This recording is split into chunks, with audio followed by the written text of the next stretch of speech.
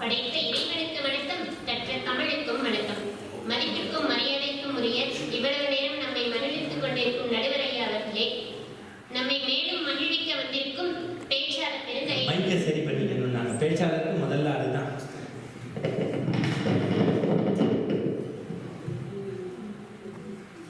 அடுத்தவருக்கு உதவுவது ஆனந்தமே. நான் தலைப்பு சொன்னேங்க.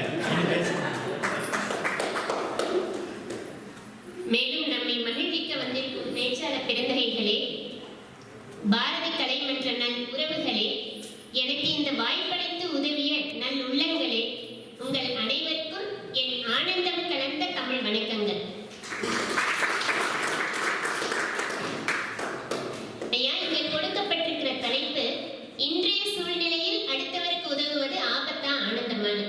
நான் தெரியாம தான் கேட்கிறேன், இந்த அவசர உலகத்துல அடுத்தவங்களை சந்தோஷப்படுத்தணும்னு நினைக்கிறதே எவ்வளவு பெரிய உதவிங்க. அப்படி நாங்க மத்தவங்களை சந்தோஷப்படுத்தி பார்க்கறோம்னு சொல்லி அவங்கள இங்க ஆனந்தமா உட்கார்ந்துட்டு நம்மளையும் மகிழ்விக்கணும்னு நினைச்சு வந்திருக்காங்க பாருங்க. ஆனா அது ஆபத்துன்னு சொல்லி 3 பேர் இந்த பக்கம் உட்கார்ந்துருக்காங்களே, அதுதான் எப்படின்னு எனக்கு புரிய மாட்டேங்குது. ஐயா, உதவி பண்ணணும் அப்படின்னு நினைக்கிறது ஒரு அறம். மனிதனாக பிறந்த ஒவ்வொருவரும் ஏதோ ஒரு வகையில் அடுத்தவருக்கு உதவி செய்ய வேண்டும். அதே போல ஒவ்வொருவரும் ஏதோ ஒரு வகையில் மற்றவரிடம் உதவி பெற்றே வாழ்ந்து கொண்டிருக்கிறோம். இதை மறுக்க முடியுமா உங்களால? வள்ளுவர் எழுதிய திருக்குறள்ல எவ்வளவோ சொல்லியிருப்பார் உதவி செய்யறதை பத்தி. செய்யாமல் செய்த உதவிக்கு வையகமும் வானகமும் ஆற்றல் அரிதுன்னு சொல்லியிருப்பார். அதாவது நாம் ஒருத்தருக்கு எந்த உதவியுமே செய்யாதிருக்கும் போதும் அவங்க நமக்கு செய்யற உதவி பாத்தீங்களா, அது இந்த மண்ணுலகத்தையும் விண்ணுலகத்தையும் கைமாறா கொடுத்தா கூட ஈடாகாதுன்னு சொல்லியிருக்காரு. இதெல்லாம் இந்த காலத்துல சாத்தியம் இல்லைன்னு நினைக்கிறீங்க? இல்லையே, முன்னாடி பார்த்தோம். இப்ப மைக்க சரி பண்ணாரே, காலத்தினால் செய்த சிறிதனும் ஞானத்தின் மானப்பெரிது. அது சாத்தியம் தானே, நம்ம ஐயாவே சொல்லிட்டாரு இல்லைங்களா? இப்ப நடந்த ஒரு நிகழ்வு ஐயா 7ஆம் தேதிக்கு மேலதான் சொல்றேன்னு இருக்காரு. என்னையும் சொன்னீங்களா? நான் தமிழ்நாட்டு ஐயாவை நினைச்சிட்டேன். நடுவர் ஐயாவை சொல்லுங்க. சரி சரி, நான் மாம்பழம் சாப்பிட்டு வந்தேன், அந்த ஐயாவை நினைச்சேன். இதுக்கு மேல புரியலன்னா நான் ஒன்றும் செய்ய முடியாது. இப்போ ஒரு 50 நாட்களுக்கு முன்னாடி நடந்த ஒரு நிகழ்வு. 17 டிசம்பர் 2023 அன்னைக்கு திருச்செந்தூரில் இருந்து சென்னை வருகின்ற ஒரு தொடர்வண்டி 800 பயணிகளோட ராத்திரி கிளம்பிச்சு. கடுமையான மழை. உடனே வைகுண்டபுரான்னு ஒரு ஊர்ல நிறுத்திட்டாங்க. 800 பயணிகளோட இரவு முழுக்க மின்சாரம் இல்லாமல் அந்த ரயில் அங்கே நின்றுட்டு இருந்துச்சு. அருகிலேயே புதுக்குடி மேலூர்னு ஒரு சிறிய கிராமம். அங்க ஒரு 30-35 குடும்பங்கள் தாங்க இருக்கும். அவங்களே கஷ்டத்துல இருக்காங்க. அந்த மழை வெள்ளத்தால அவங்க போட்ட வாழைப்பயிர் எல்லாம் நீர்ல மூழ்கிடுச்சு. ஆனா அங்க ட்ரெயின் நிக்கிறத பார்த்தாங்க. ஐயோ, இங்க இருக்கிற பயணிகள் எல்லாம் கஷ்டப்படுவாங்களேன்னு சொல்லி ஒவ்வொருத்தரும் அரிசி, பருப்பு, அண்டா, அடுப்புன்னு எடுத்துட்டு வந்து பக்கத்துல இருக்கிற பத்ரகாளி அம்மன் கோயில்ல 800 பேருக்கு உணவளித்தார்களே, அதுவும் 5 வேளை உணவளித்தார்களே. ஆபத்துன்னு சொல்லி அவங்க பண்ணாங்க. 800 பேருக்கு உணவளித்தோம் என்கிற அந்த ஒரு ஆனந்தம் போதாதா அந்த மக்களுக்கு? நல்ல வேளைக்கு இவங்க 3 பேரும் அந்த ஊர்ல இல்ல, இருந்திருந்தா இன்னைக்கு 800 பேரையும் பட்டி போட்டிருப்பாங்க. முதல்ல ஜிப்பாக்காரன் 2 பேரும் இல்ல, அது நான் உங்களுக்கு கடைசி வந்தேன். நீங்க வச்சு செய்வதுன்னு ஆளை பார்த்தா தெரியும். இதே மாதிரி தாங்க என்னோட தோழி ஒருத்தங்க, அவங்களோட மாமியார் இங்கிருந்து இந்தியா போகணும். பயணிக்கும் போது துணைக்கு யாராவது இருந்தா பரவாயில்லன்னு நினைக்கும் போது நம்ம ஹூஸ்டன் வாட்ஸ்அப் குரூப்ல கேட்டிருந்தோம். கேட்ட 5வது நிமிடம் நான் போறேன், என்னோட நண்பர் போறாங்க, நாங்க பாத்துக்கிறோம்னு சொல்லி ஒரு 5-6 பேர் உதவி பண்ண முன் வந்தார்களே, அது அவர்கள் அங்க போய் இறங்கும் போது ஒரு மன நிறைவையும் சந்தோஷத்தையும் தரும் அல்லவா? நான் கூட 21ஆம் தேதி போறேன். வேற யாராவது சொல்லி துணைக்கு போகணும்னா அனுப்பிச்சு விடுங்க. கண்டுபிடிச்சிக்கலாங்க. ஆம்பளை வேண்டாம்.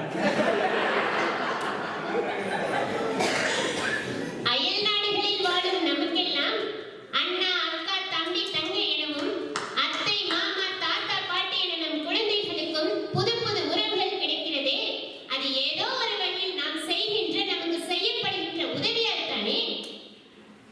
எப்பொழுதுமே நம்ம மற்றவங்களுக்கு உதவி செய்யும் போது எந்த ஒரு பயனையும் எதிர்பார்க்காமல் செய்ய வேண்டும். இதை நம்ம வள்ளுவர் கூட சொல்லியிருக்காரு. வரியார்க்கு ஒன்று ஈவது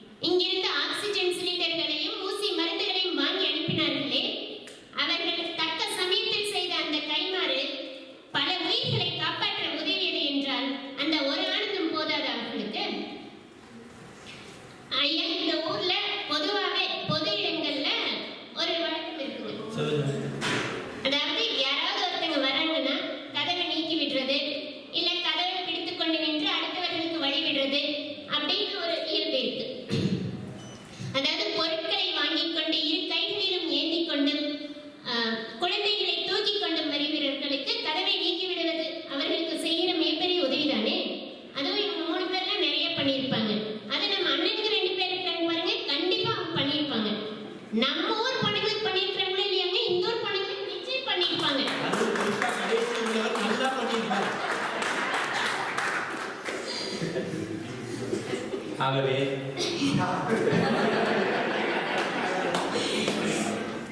இறுதியா ஒண்ணே ஒண்ணு சொல்லிக்கிறேங்க. நன்றி வணக்கம். இறுதியான அதாங்க சொல்லுவாங்க. தெரிந்தவருக்கு உதவி செய்யும் போது நீ மனிதனாக மாறுகிறாய், தெரியாதவருக்கு உதவி செய்யும் போது நீ கடவுளாகவே ஆகிறாய். ஆகவே நடுவர் ஐயா அவர்களே, அன்றைய சூழலாகட்டும் இன்றைய சூழலாகட்டும் எப்பொழுதுமே அடுத்தவருக்கு உதவி செய்வது ஆனந்தத்தை தான் தரும் என்று கூறி நல்வாய்ப்புக்கு நன்றி பாராட்டி என் வாதத்தை நிறைவு செய்கிறேன். நன்றி, வணக்கம்.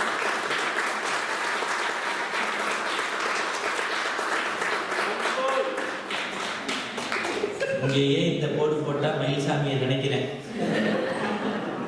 ஆமா, அப்பா தானே முதல்ல கஷ்டப்பட்டிருப்பாரு. அப்புறம் எனக்கு என்னமோ தெரியாத மாதிரி ஒவ்வொருத்தரையா திருத்துறீங்க. ஒரே ஒரு விஷயம் தான் இவங்க பேச்சில் எனக்கு பிடிச்சது. நல்ல தமிழ் சொற்கள், தொடர்வண்டி, பயணம்.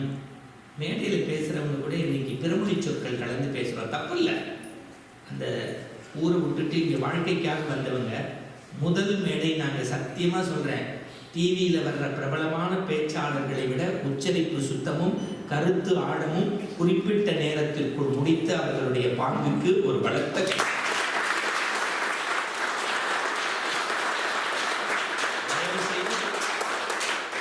ரம்யா மேடத்துடைய கணவருக்கு சொல்றேன், அவங்க கோடியில டெபாசிட் பண்றதை விட இந்த மாதிரி மேடைகளிலே ஏற்றி நீங்க அழகு பார்ப்பதுதான் நீங்கள் அவருக்கு செய்யக்கூடிய உதவி என்று சொல்லி,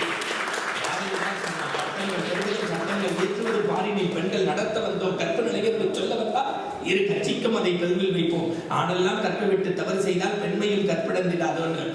அப்படி உண்மையே மாதத்தன்மை இழிவு செய்யும் மடமையை கொடுத்துவன். பேச்சாளர்கள்ல யாரா இருந்தாலும் 30 வருஷமா பேசி பார்க்கிறேன். முதல்ல பேசுங்கன்னா இல்லை அவர் பேசுவார், இல்லை இல்லை இவர் பேசுவார் அப்படிம்பாங்க. ஆள் இல்லாமல் குச்சி சுத்துறது பெரிய கஷ்டம்.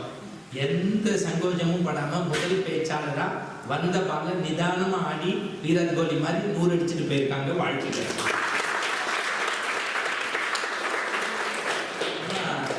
சொர்ணலதா அக்காவை பார்த்தா அப்படி தெரியல. 3 ஜென்மத்துல மாமியாரா பிறந்து 30 மருமகளை க்ளோஸ் பண்ண மாதிரியே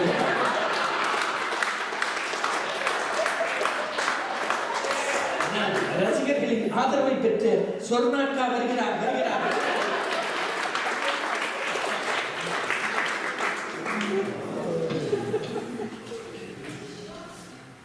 வந்துட்டேன்.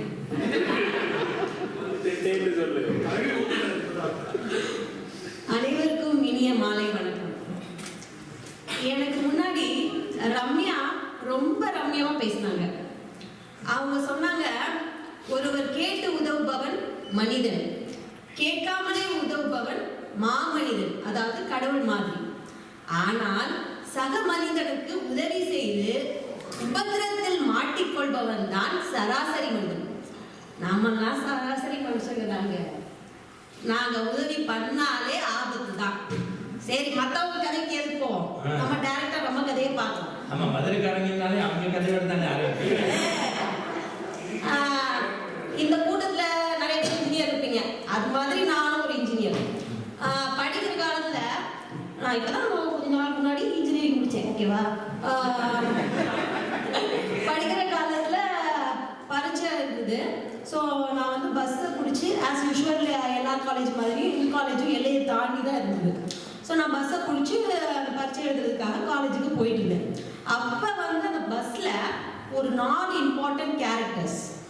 ஒரு கேரக்டர் என்னன்னா, வடிவகரசி மாதிரி ஒரு பாட்டிமா, கொச வச்ச சாரி கட்டிட்டு பழக்கூடையோட உட்காந்துருந்தாங்க. அதுக்கப்புறம் ஒரு 3 இம்பார்ட்டன்ட் கேரக்டர்ஸ். கூட்டம் நிறைய இருந்ததுனால நெரிசல் காரணமாக நாங்கள் வந்து நின்றுட்டு இருந்தோம். ஸோ நாங்கள் நின்றுட்டேன், ஒரு 3 கேரக்டர்ஸ் இருந்தது. அந்த 3 பேரை நீங்க இமேஜின் பண்ணிக்கலாம், ஓகேவா.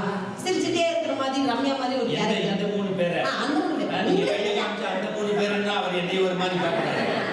ஐயோ, ஒண்ணு சொல்றேனா, நீங்க சொல்ல மாட்டீங்க சொன்னாக்கா நான் பார்த்தாலே தெரியும். நீங்க 100 பேருக்கு ஈக்குவல். அந்த 3 பேர் வந்து சிரிச்ச மாதிரிக்கு ரம்யா மாதிரியே ஒரு பொண்ணு, ஓகேவா. ஓகேவா?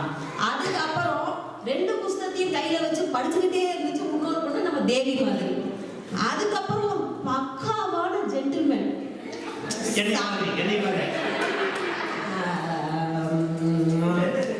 இல்ல அவர் மாதிரிதான். உள்ளூர்காரனை பத்தி உனக்கு தெரியலமா? போக போக தெரியும். இன்ஜினியரிங் படிச்சிருப்ப. ஸோ விஷயம் மாதிரி ஒரு சூப்பரான ஜென்டில்மேன். அப்ப அந்த பாட்டிமா வந்து என்கிட்ட கேட்டாங்க, அம்மா கொஞ்சம் டிக்கெட் வாங்கி கொடுமா எனக்கு அப்படின்னு ஒரு 100 ரூபாயை கையில கொடுத்தாங்க. நான் சிரிச்சுட்டே இருக்கிறேன். என் பக்கத்துல இருக்கிற பொண்ணுகிட்ட கொஞ்சம் பாஸ் பண்ணி டிக்கெட் வாங்கி கொடுமா அப்படின்னு சொன்னேன். உடனே ஆழ்மலை படிக்கிற பிள்ளைகிட்ட கொடுத்து அப்புறம் கடைசியா அந்த ஜென்டில்மேன் கிட்ட அந்த 100 ரூபா போச்சு. அந்த ஜென்டில்மேன் வந்து நான் பார்த்துக்கிறேன் அப்படின்னாரு. என்ன பண்ணாரு தெரியுமா? அந்த ஜென்டில்மேன் 100 ரூபாயை வாங்கி பாக்கெட்ல வச்சுட்டு டபால்னு குதிச்சு ரன்னிங்லேயே இறங்கி ஆனந்தமா எனக்கு ஒரு டாட்டா காமிச்சிட்டு போயிட்டாரு சார். நான் என்னமோன்னு உன்னை நினைச்சேன். விஷயம் தான் இதுக்கெல்லாம் பதில் நீங்க தான் சொல்லணும். இதுக்குதான் நீங்க ஒரு கை தட்டி கொடுக்கணும். அப்ப அந்த பாட்டி வந்து என்கிட்ட கேக்குறாங்க, எங்கம்மா மிச்ச காசுங்க டிக்கெட் எங்க அப்படின்னு. நான் சிரிச்சுட்டே இருந்த பொண்ணுகிட்ட திரும்பி எங்கம்மா டிக்கெட்டாவது கொடுத்தாரா அப்படின்னு கேட்டா, சிரிச்சுட்டு இருந்த பொண்ணு சிறு சிறுன்னு மூஞ்சியை கட்டிடுச்சு. அந்த பக்கம் அந்த படிச்சுட்டு இருந்த பிள்ளைகிட்ட கேட்டா, அது ஐயோ நான் பயங்கர பிஸி, இந்த பக்கம் நான் நிறைய படிக்கணும், இது நான் படிக்கணும், படிச்சே தீரணும் அப்படின்னு அந்த பொண்ணு டைலாக். என்ன பண்றது, மாட்டிட்டு நான் ஒரே டென்ஷன்.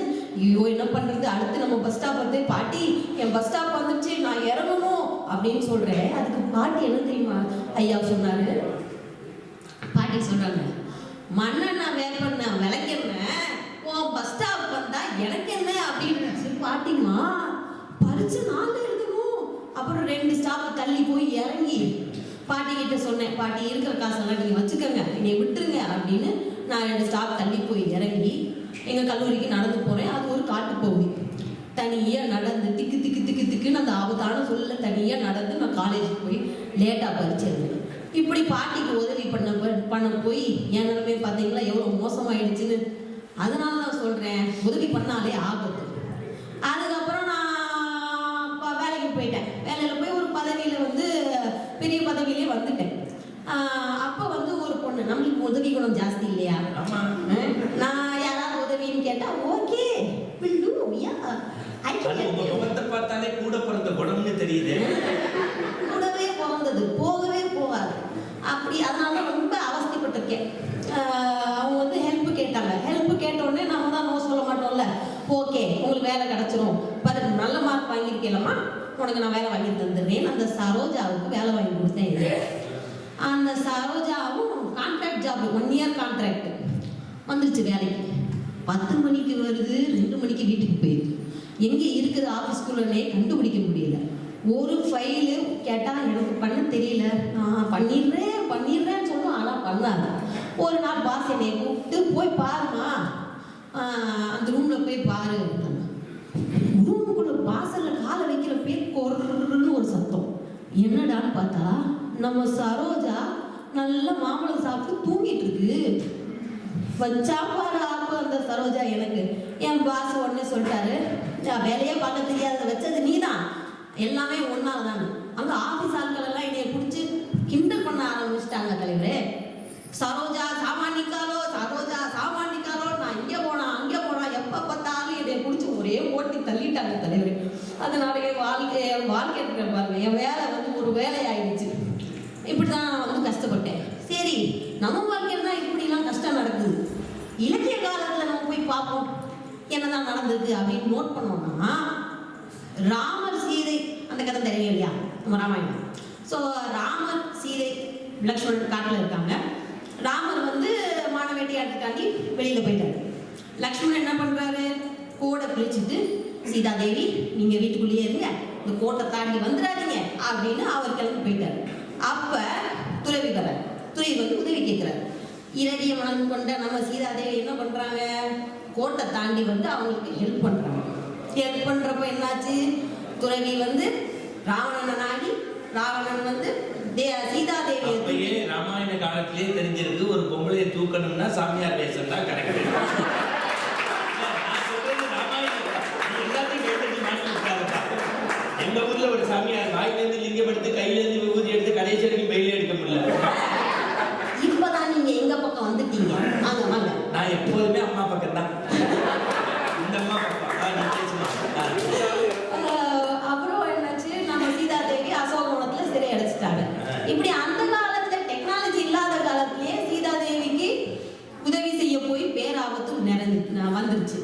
இப்போ இருக்கிற டெக்னாலஜி பார்த்தீங்கன்னா வாட்ஸ்அப் இருக்கு, ஃபேஸ்புக் இருக்கு, இன்ஸ்டாகிராம் இருக்கு, எல்லாம் இருக்கு.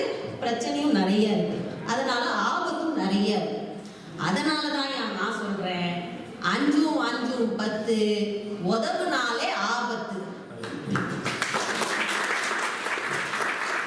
இப்படிப்பட்ட பெரிய பேச்சாளர்களாகிய மணிகண்டன் ஐயா முன்னாடி நான் பேசுறதுக்கு வாய்ப்பளித்த பாரதி கலாமன்றத்துக்கு பெரிய நன்றியை கூறி விடைபெறுகிறேன். நன்றி, வணக்கம். அன்புக்குரிய பெருமக்களே, அருமை சகோதரி சொர்ணலதா அவர்கள் இந்த விகேஎம் இலக்கிய குழுவினுடைய இந்த இயக்குனர் குழுவிலே இருக்காங்க. மதுரைக்காரங்க, ஐடி ஃபீல்டில் இருக்கிறவங்க. ஒவ்வொருத்தருக்கும் ஒரு இவங்க கொங்கு தமிழ் எடுத்து அந்த தமிழ் சொற்களோட பேசினா அவங்க ஒரு இயல்பா, ஐயோ அவங்க சலசலப்பே கூடாது சார், அருமையா பேசினாங்க, எளிமையா பேசினாங்க. இந்த இவங்க சொன்னதுக்கு அப்படியே கவுண்டரா பாயிண்ட் எடுத்து நல்ல ஒரு கைத்தட்டு கொடுக்கலாம். சொன்னா திருப்பி நம்ம வேற யாரோ செஞ்சா ஆன்னு பார்ப்போம். நம்மளோட இருக்கிறவங்க ஒரு வியக்கத்தக்க வித்தியாசமா செய்யும் போது நம்ம அந்த உற்சாகம் கொஞ்சம் குறைச்சு பண்ணிடுவோம்.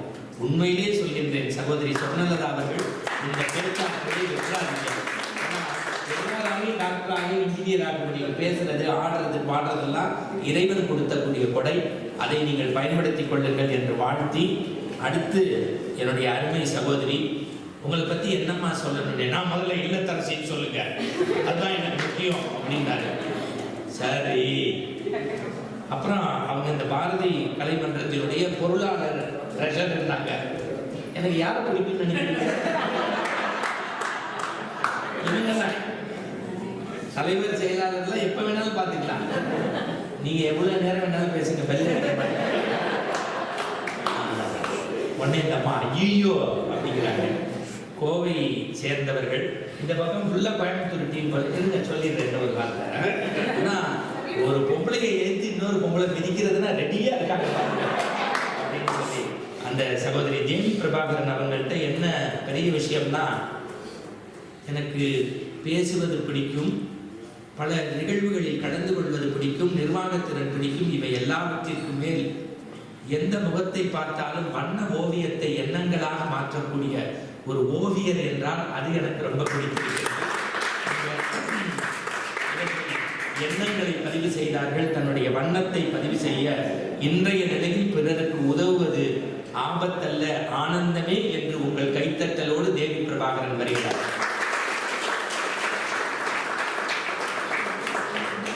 எனக்கு என்னமோ தேவியோட பிரபாகரனாலே ரொம்ப பிடிக்குமா, இல்ல ஒரு கிக் இருக்கும்னு.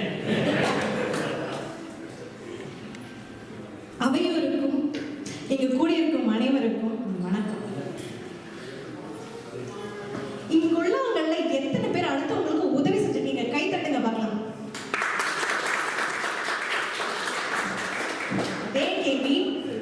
இங்க உள்ளவங்கள எத்தனை பேர் மீண்டும் மீண்டும் அடுத்தவர்களுக்கு உதவி செய்ய தயாரா இருக்கீங்க? கை தட்டுங்க. நடுவர் அவர்களே, கேக்குதா? சத்தம் கேட்டுச்சா? ஜோலி முடிஞ்சிச்சு. இருந்தாலும் அடுத்தவங்களுக்கு உதவி செஞ்ச ஆபத்துன்னு வந்து பேசுறதுக்கு 3 பேர் இருக்காங்க இல்லையா, அவங்களுக்காக நாங்க பேச வேண்டியதா இருக்கு. அடுத்தவர்களுக்கு உதவி செய்வது ஆன்டி மேஜர் சுந்தரராஜன் ஸ்டைல சொல்லணும்னா த ஆக்ட் ஆஃப் கைண்ட்னஸ். என்னன்னா, மேஜர் சுந்தரராஜன் சார் தான் அடிக்கடி இங்கிலீஷ்ல பேசினா அது புரியற மாதிரி தமிழ்ல டிரான்ஸ்லேட் பண்ணுவார். சிடம் உட்காருங்க அப்படின்னு. இப்ப காலம் மாறி போச்சு இல்லையா, அதான் ஆன்டி மேஜர் சுந்தரராஜன் ஸ்டைல சொன்னேன். இப்பெல்லாம் தமிழ்ல பேசினா புரியல, அதனால ஆங்கிலத்துல மொழிபெயர்த்து சொல்ல வேண்டியதா இருக்கு. அதுதான் சொல்றது. ஆராய்ச்சி பூர்வமாகவே மனிதன் அடுத்தவர்களுக்கு உதவும் பொழுது அவன் மூளை எண்டோர்ஃபின்ங்கிற வேதி பொருளை சுரக்குதுங்க. அது என்ன பண்ணும்னா மகிழ்ச்சி தொடர்புடைய செல்களை இயக்குது. அதனால மன அழுத்தம் குறையுது, உடல் வளமும் மன வளமும் அதிகரிக்கிறது. இப்போ உதவுறதுனால ஆனந்தம் மாத்திரம் இங்க இல்லைங்க, ஆரோக்கியமும் சேர்ந்து கிடைக்குதுங்கிறத தான் நான் இங்க பதிவிட விரும்புறேன். நடுவர்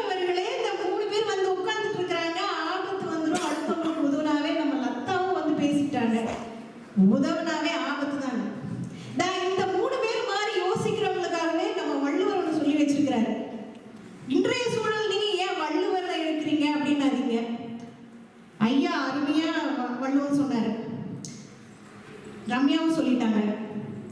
என்னைக்குமே வள்ளுவர் சொன்ன வாக்கு உண்மைதானே? அது எல்லாரும் ஒத்துக்கிறீங்கல்ல? கண்டிப்பா. அவர் என்ன சொல்லியிருக்காருன்னா, உதவி வரைத்தன்று உதவி, உதவி செய்யப்பட்ட சால்வின் வரைத்து அப்படின்னு. நீங்க என்ன சொல்ல வரீங்க? உதவி தெரியாம பேசுறேன்னு நினைக்காதீங்க. உதவி பல மாதிரி சொல்லியிருக்கிறாரு. துப்பாக்கு துப்பாயா மாதிரி. திருக்குறளை தப்பு இல்லாம சொன்னதே பெரிய அதுல என்னன்னா, ஒரு உதவி செய்யறாங்கன்னா கொஞ்சம் காசு கொடுத்தாங்க, நிறைய காசு கொடுத்தாங்க, சின்ன உதவி பெரிய உதவி அப்படின்னு உதவி எல்லாம் அளக்கிறது இல்லைங்க. அது எப்படி அளக்கப்படுதுன்னா, உதவி செய்றீங்க இல்லையா, அதாவது உதவி செய்யப்பட்டவர் அவருடைய இயல்பை பொறுத்தது அப்படிங்கிறாங்க. அவரோட பண்பை பொறுத்ததுங்கிறாங்க. நம்ம அக்கா லதா அக்கா என்ன சொன்னாங்க? அந்த பஸ் டிக்கெட் வாங்குறத பத்தி சொன்னாங்க. காசு யார் கையில கொடுத்தாங்க? யாரோ ஒரு பிக் பாக்கெட் கையில கொடுத்து விட்டாங்க. அவன் வாங்கிட்டு ஓடி போயிட்டான். சோ இப்போ உங்களுக்கு நல்லா புரியுதுல்ல? யார்கிட்ட நீங்க உதவி கேட்டீங்க? நல்லா பேசுனீங்க. பஸ் அங்க காமிச்சீங்க, ஓடி போயிட்டா அப்படி காமிச்சீங்க, பிக் பாக்கெட்னு என்னைய காமிச்சீங்க. ஐயா, தப்பு தப்பு புரிஞ்சுக்க கூடாதுங்க. இந்த இவங்க மாதிரி தப்பு எதையோ புரிஞ்சுக்கிட்டு ஐயோ உதவி செஞ்ச ஆபத்துன்ற மாதிரி எல்லாம் நினைக்காதீங்க. ஒரு விஷயத்த சரியா நம்ம உள்வாங்கணும். அதுதான் சொல்ல வரேன். ராமாயணம் பேசினாங்க, திரேதாயுகத்துல நடந்தது ராமர் சீதா கதை. ஆனா ராமர் இன்னைக்கும் ட்ரெண்டிங் தாங்க. ராமாயணத்துல சீதையை காணாம போயிட்டாங்க, தூக்கிட்டு போயாச்சு சொல்லிட்டாங்க அந்த கதையை. நம்ம லதா இன்னும் 50 வருஷத்துக்கு ட்ரெண்டிங் எத்தனை வருஷம் ஆனாலும் ராமாயணம் ராம சீதை ட்ரெண்டிங் தாங்க, ட்ரெண்டிங் தான். நான் சொல்றது கம்பராமாயணத்துல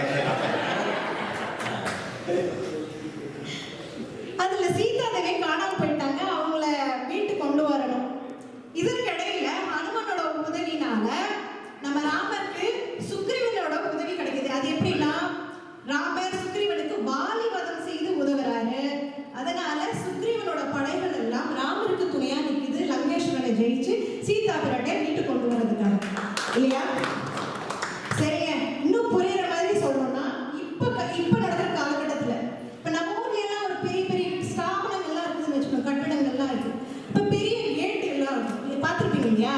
அந்த கேட்டோட குறுக்க 2 கேட் இருக்குன்னா அது குறுக்க சில பல அதாவது 5-6 கம்பிகளை போட்டிருப்பாங்க, அதாவது இரும்பு ராடு போட்டிருப்பாங்க.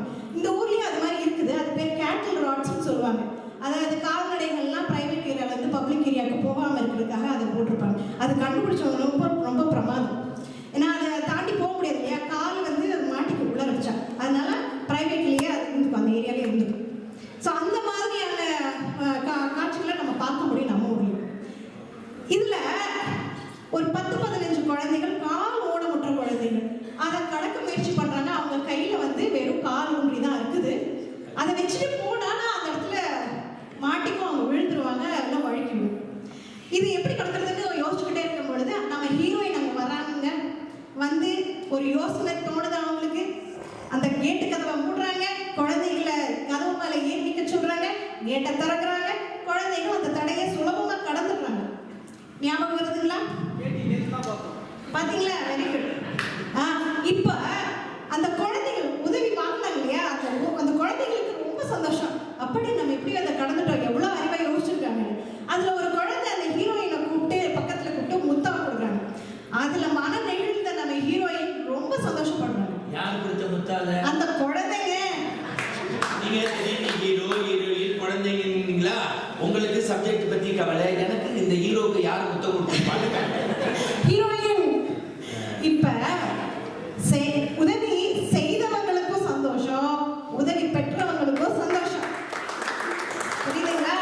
அதெல்லாம் விட்டு தள்ளுங்க. நம்ம ஹீரோ எங்கேயோ ரொம்ப தூரத்துல இருக்கிறாரு, அது உதவி செய்யறது பார்த்துட்டு இருக்கிறாருங்க. அந்த பார்த்துட்டு இருக்கிறதுலயே உதவியை வாங்கினதுல அந்த குழந்தைகள் சந்தோஷப்படுறதையும், இவங்க உதவி செஞ்சதுல இந்த பொண்ணு சந்தோஷப்படுறதுல நம்ம தலைவர் சமய பரமானந்தத்துல தெளிச்சிட்டாரு. அப்புறம் என்னங்க, ஒரு மாலை இளவெயில் நேரம், ஒரே பாட்டு தாங்க. அப்புறம் என்ன தேவி பிரபாகரன் ஏன் பாட்டை நிறுத்திவிட்டார்? ஓடி வந்த இவர்களை ஏமாற்றாதே, பாடு தேவி பாடு. அது இன்னொரு நிகழ்ச்சி இருக்குதுங்க. அப்ப அடுத்த தடவை நான் உண்டு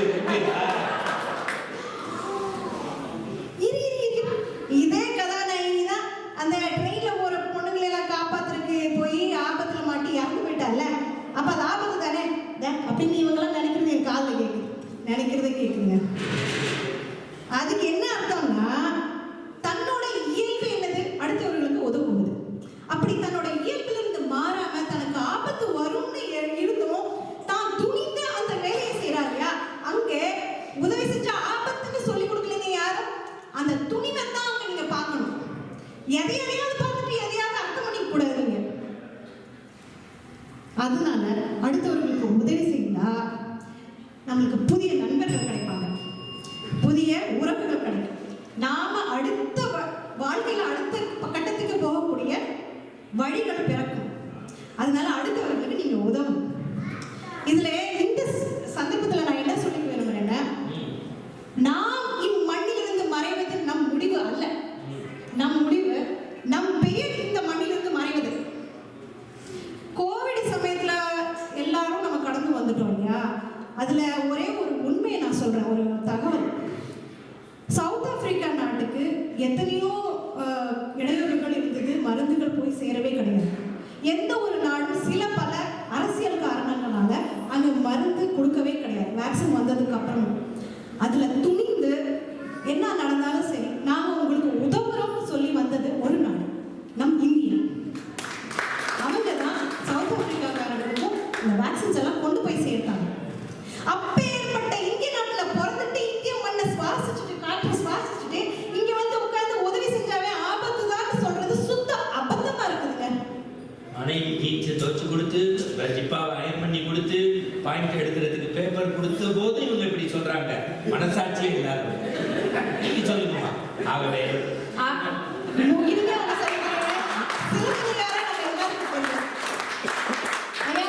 சிலப்பதிகார நம்ம எல்லாத்துக்கும் தெரியும், கண்ணகி கோவலன் கதை தாங்க.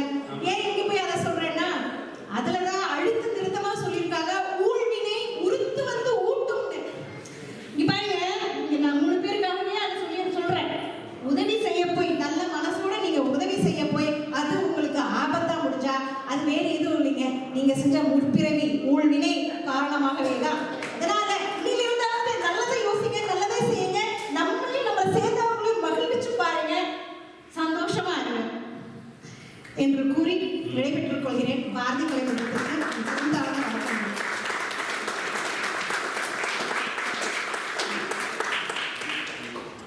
அன்புக்குரிய பெருமக்களே, பொதுவாக அடுத்த தலைமுறை பட்டிமன்ற பேச்சாளர்கள் பற்றி நாங்கள் வாரியார் சாமிகளையும் ஆசா ஞான சம்பந்தமும் ஜஸ்டிஸ் இஸ்மாயிலும் அவ்வை நடராஜனும்